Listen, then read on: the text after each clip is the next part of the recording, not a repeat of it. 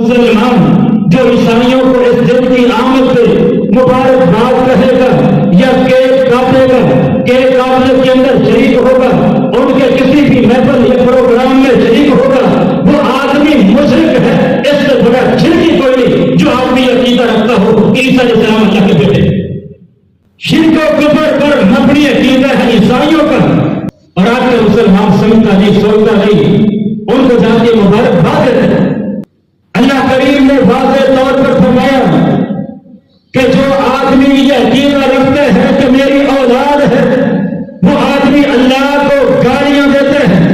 اللہ کریم نے فرمایا ابن آدم مجھ کو تکلیف دیتے ہیں، مجھ کو گالیاں دیتے ہیں۔ تکلیف یہ دیتے ہیں جو آدمی عقیدہ رکھتے ہیں کہ کوئی قیامت نہیں آنی، اللہ نے دوبارہ زندہ نہیں کرنا، وہ اللہ کو تکلیف دیتے ہیں۔ اور جو آدمی کہتے ہیں فلاں اللہ کا بیٹا، عیسیٰ اللہ کا بیٹا،